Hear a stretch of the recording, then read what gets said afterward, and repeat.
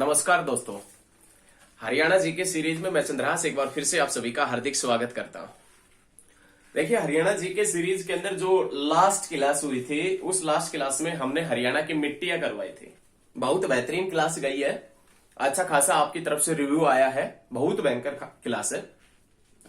तो उस क्लास के अंदर हमने जिक्र किया था हरियाणा की मिट्टियों का, उनसे संबंधित जो भी मिट्टियां है, उनसे संबंधित कोई भी पॉइंट एग्जाम की दृष्टि से बनते हैं, कोई भी पॉइंट हमने उस वीडियो के अंदर नहीं छोड़ा।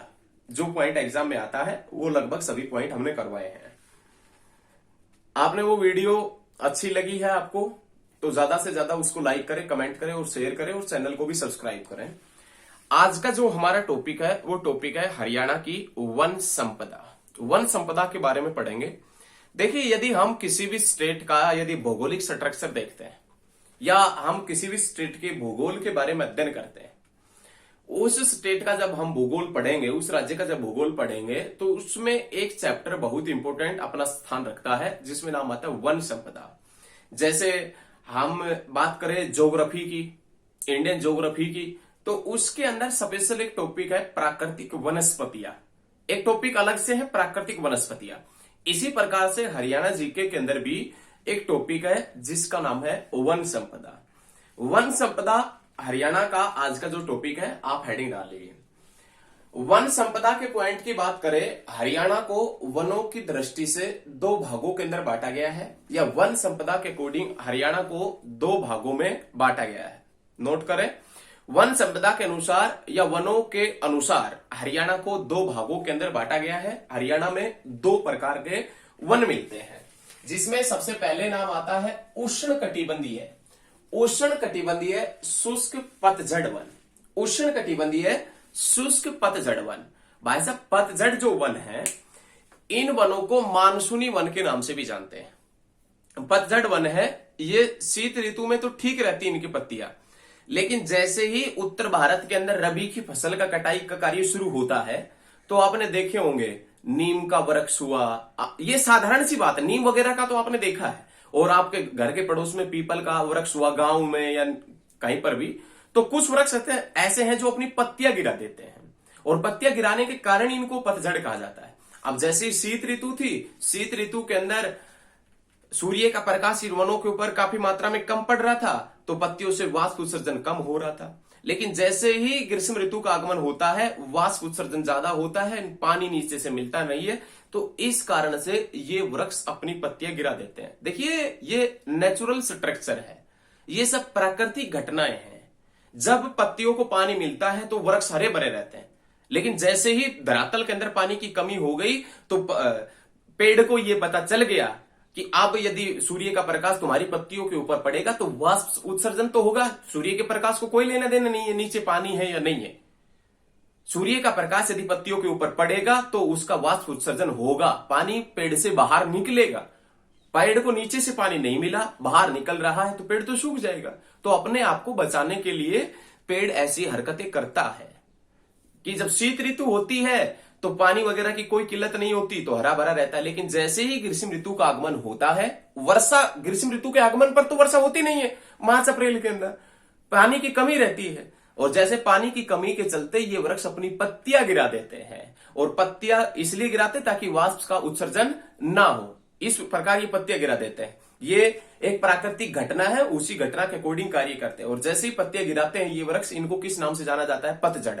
पतझड़ वन, पर्णपाती वन या मानसूनी वन, एक ही बात है। तो हरियाणा को वन संपदा के अकॉर्डिंग दो भागों में बांटा गया है। फर्स्ट जो है वो याद रखिएगा, उष्ण कटिबंधीय पतझड़ वन।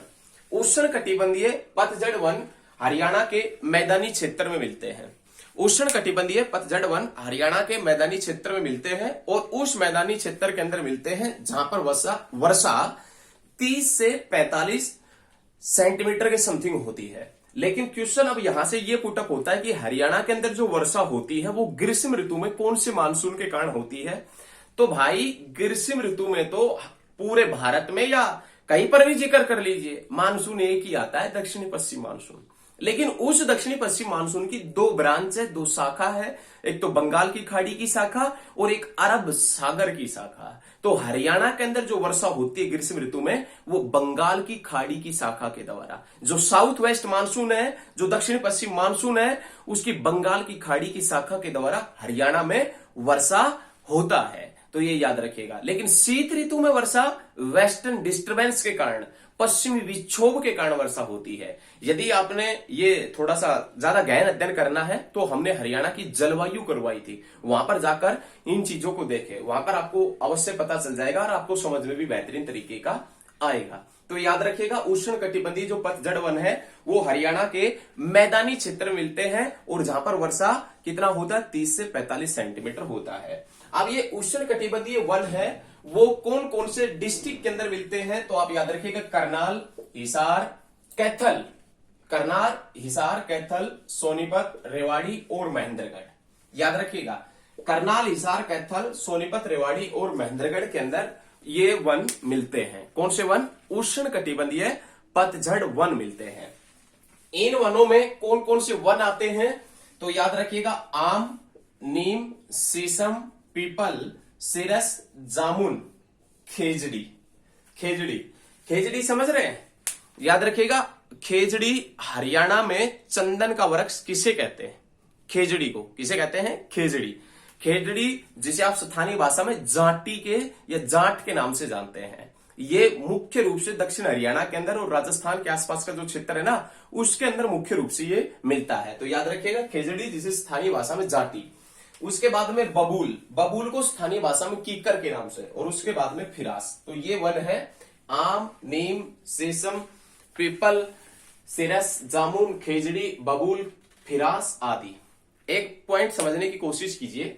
देखिए, ये जो नीम का वृक्ष है ना, ये अपने आप में वैज्ञानिकों के लिए भी एक बहुत बड़ा रहस्यमयी है, रहस्यमय है एक तरीके से, क्योंकि आपने देखा होगा, आप इसका घरेलू यूज करते हैं।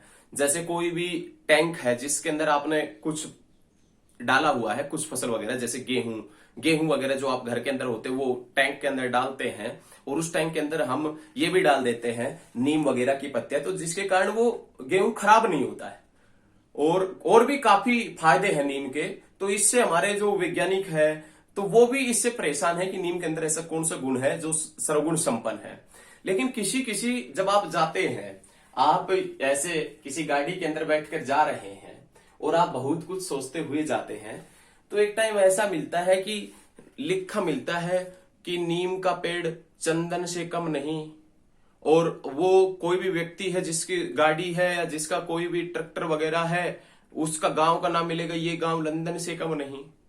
ऐसा भी होता है। देखिए, काफी क्रांतिकारी लोग हैं और हर क्षेत्र के अंदर लोग मिलते हैं। कुछ तो इस प्रकार से भाई साहब अजय देवगन टाइप के भी लोग मिलते हैं, दिल जले टाइप के लोग भी मिलते हैं जो लिखे रहते हैं। नहीं, गाड़ियों के ऊपर ये एक कई बार तो ऐसा होता है कि बहुत अच्छी अच्छी बातें लिखी रहती है, जैसे हम दो हमारे दो। जिसका प्रावधान ऐसा नहीं है ना, वो भी लिखवा कर रखता है, हम दो हमारे दो। तो काफी चीजें ऐसी होती है गाड़ियों के अंदर जो हमें वास्तव में एक नई प्रेरणा देती है, और काफी चीजें ऐसी भी होती है जो जिससे हमें कुछ भी सीखने को नहीं मिलता, जो हमारे माइंड वगैरह के अंदर नेगेटिविटी घुसाती। लेकिन बहुत सी चीजें गाड़ियों के ऊपर ऐसी मिल जाती है जो भाई साहब अच्छे तरीके से थोड़ा बहुत ज्ञान भी हमें देती है। तो काफी चीजें ऐसी है, और आप भी जहां पर पॉजिटिव चीजें मिले या जहां पर पॉजिटिव सोच वाले लोग हो, वहीं पर बैठे और उन पॉजिटिव कुछ भी चीजें मिले तो आप उसको ग्रहण अवश्य करें, नेगेटिव चीजों से दूर रहें। कोई बात नहीं, देखें, उष्ण कटिबंधीय शुष्क पतझड़ वन, इनका जिक्र हमने किया है, तो ये आप नोट कर लीजिए। उसके बाद में सेकंड नाम आता है, उसमें नाम आता है उपोष्ण कटिबंधीय वन। उपोष्ण कटिबंधीय वन, उपोष्ण कटिबंधीय वन कहां पर मिलते हैं, तो उस क्षेत्र के अंदर मिलते हैं जहां पर हिमाचल प्रदेश लगता है।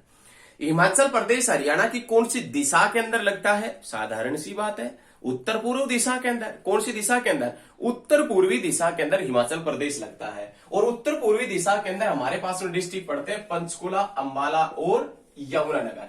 पंचकुला, अंबाला और यमुनानगर। तो उपोष्ण कटिबंधीय जो वन है वो कहां कहां पर मिलते हैं? पंचकुला, अंबाला और यमुनानगर। लेकिन ये उपोष्ण कटिबंधीय जो वन है, इन वनों के लिए वर्षा कितना चाहिए? तो इन वनों के लिए वर्षा चाहिए 100 सेंटीमीटर या इससे अधिक वर्षा चाहिए। याद रखिएगा, 100 सेंटीमीटर या इससे अधिक वर्षा। इन वनों के एग्जाम्पल कौन कौन से हैं? तो आप याद रखिएगा, चीड़, पाइन, अमलतास, खैर, महुआ, जामन, तनु, बहेड़ा। याद रखिएगा, चीड़, पाइन, अमलतास, खैर, महुआ, जामन, तनु, बहेड़ा आदि, ये इन वनों के एग्जाम्पल है। तो ये सभी चीजें याद रखिएगा। ये उपोष्ण कटिबंधीय वन थे और ये उष्ण कटिबंधीय वन थे। लेकिन आप सभी को ये मालूम है कि हरियाणा 1 नवंबर 1966 को बना था, और जब हरियाणा बना था उस समय प्रदेश के अंदर जो वन क्षेत्रफल हुआ करता था, जब हरियाणा बना उस समय प्रदेश के अंदर वन क्षेत्रफल था 1 नवंबर 1966 को 3.59%। कितना था? 3.59% हरियाणा के अंदर वन क्षेत्रफल था।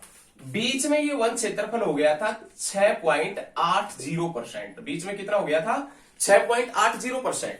और जो हरियाणा सरकार है उसने इस साल का जो लक्ष्य तय कर रखा था, 2020 तक का जो लक्ष्य तय कर रखा था, वो ये लक्ष्य कर रखा था 10%। याद रखिएगा, हरियाणा में काफी मात्रा में कम वन मिलते हैं। याद रखिएगा, जब हरियाणा बना था उस समय 3.59% था, बीच में 6.80 हो गया, और 2020 का जो लक्ष्य है वो 10% करने का लक्ष्य है। अब हम उन पॉइंटों का डिस्कशन करेंगे जो लगभग एग्जाम में पूछे जाते हैं, जो लगभग एग्जाम में पूछे जाते हैं। देखें, सबसे पहला जो पॉइंट बनता है वो क्वेश्चन बनता है ग्रीनिंग ऑफ हरियाणा।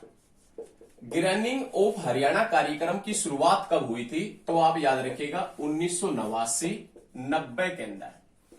1989-90 के अंदर एक प्रोग्राम चला जिसका नाम था ग्रीनिंग ऑफ हरियाणा। सीधा क्वेश्चन एग्जाम में आएगा, सीधा ऑप्शन आप 1989 और 90 कर देना, आपका 1 नंबर या जितने भी नंबर का क्वेश्चन है तुरंत ठीक हो जाएगा। 1989-90 से आगे बढ़े तो क्वेश्चन आता है 1998 का, और 1998 का क्वेश्चन क्या बनेगा? Haryana non biodegradable, Haryana non biodegradable garbage control act कब लागू हुआ? कंट्रोल एक्ट कब लागू हुआ? 1998 के अंदर। Haryana non biodegradable garbage control act कब लागू हुआ? 1998 के अंदर। उसके बाद में जो नेक्स्ट पॉइंट आता है उसमें नाम आता है वनस्पति वन योजना। वनस्पति वन योजना, और ये वनस्पति वन योजना कब चली थी? तो याद रखिएगा 1 नवंबर 2003 के अंदर।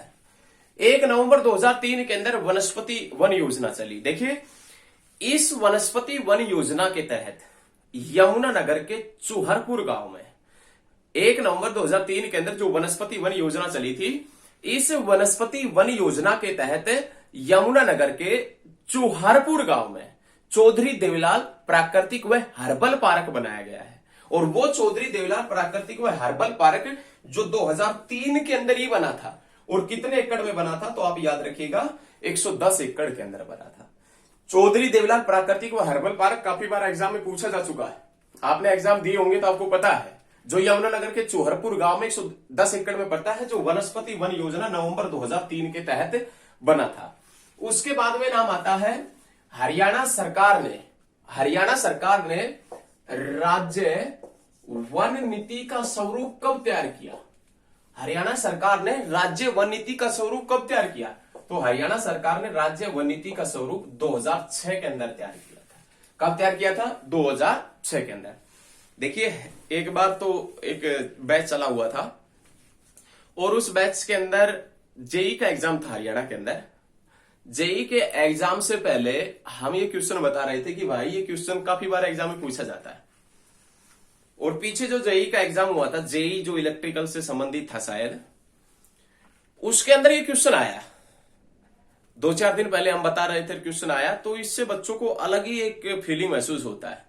ऐसा एक टीचर को भी अलग से फीलिंग आता है कि हाँ, हकीकत में करवाया हुआ आ रहा है। तो बहुत से क्वेश्चन ऐसे हैं जो हम आपसे बताते हैं ये क्वेश्चन आए हुए हैं, तो वो हकीकत में ही वो क्वेश्चन एसएससी ने पूछे हुए हैं, याद रखिएगा। राज्य वन नीति का स्वरूप हरियाणा सरकार ने 2006 के अंदर तैयार किया था।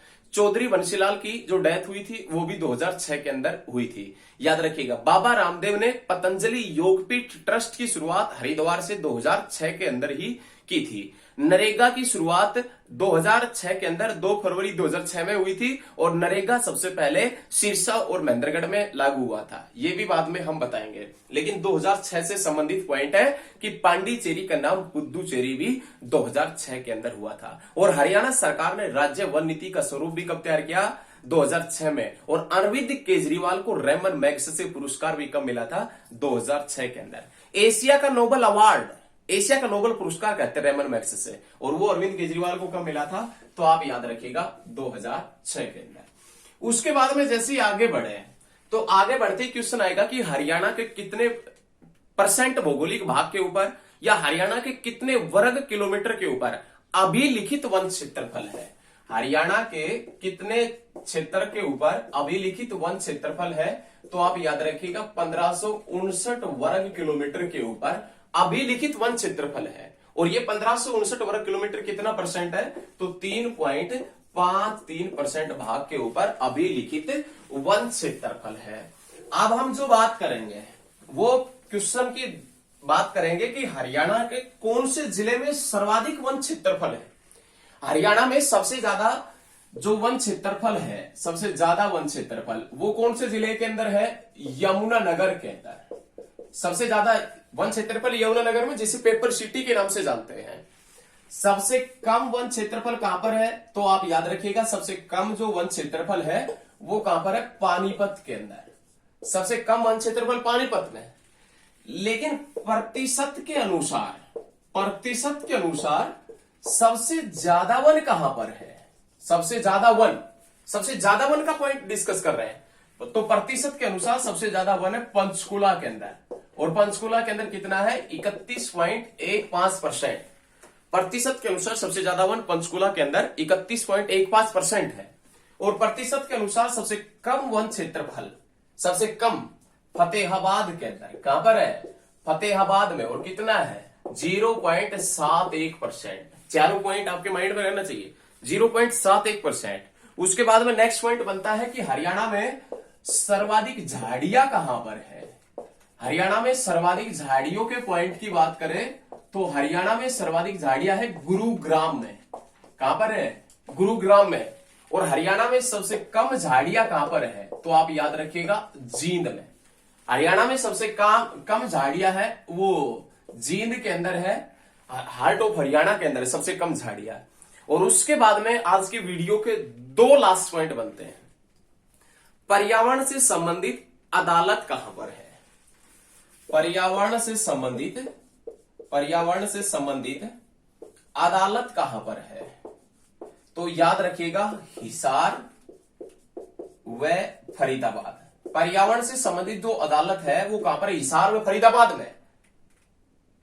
लेकिन पर्यावरण से संबंधित विशेष अदालत कहां पर है? पर्यावरण से संबंधित विशेष अदालत कहां पर है? करनाल में। पर्यावरण से संबंधित अदालत हिसार व फरीदाबाद में। एग्जाम में काफी बार क्वेश्चन आ चुका है। और पर्यावरण से संबंधित विशेष अदालत कहां पर है? करनाल में। यह क्वेश्चन भी एग्जाम में काफी बार आ चुका है। तो ये वन संपदा से संबंधित पॉइंट थे। हरियाणा के अंदर कौन कौन से वन संपदा से संबंधित पॉइंट बनेंगे ये भी हमने बता दिया है। यहां से भी क्वेश्चन निकलता है, क्वेश्चन हर जगह से आएगा। और एचएसएससी का एग्जाम है। एचएसएससी का एग्जाम कोई नॉर्मल एग्जाम नहीं है। नॉर्मल होता तो आप अब तक लग चुके होते हैं। लेकिन जो स्टूडेंट हमारे साथ में नए जुड़े हैं वो लगातार जुड़े रहिए, उनको बहुत कुछ सीखने को मिलेगा। और एक दिन ऐसा आएगा कि हम उनको चमका देंगे एक तरीके से, क्योंकि ये हम दावा ही कर सकते हैं। और ये दावा तब हमारा सफल होगा तब आप मेहनत करेंगे। ऐसा नहीं है कि हम कुछ आपको टॉनिक देंगे उससे आप पढ़कर भाई साहब बस आपके माइंड में खुद याद हो जाएगा। नहीं, आपको पढ़ना है, हमारे साथ में मेहनत करनी है। हम मेहनत करेंगे, आपको भी मेहनत करवाएंगे। तो लगातार हमारे साथ में बने रहिए। लगातार हरियाणा जीके सीरीज और ज्योग्राफी सीरीज देखते रहिए।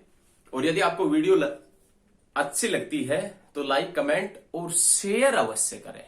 शेयर, सभी स्टडी ग्रुप में शेयर करें। धन्यवाद, मिलते हैं बहुत जल्द नेक्स्ट वीडियो में।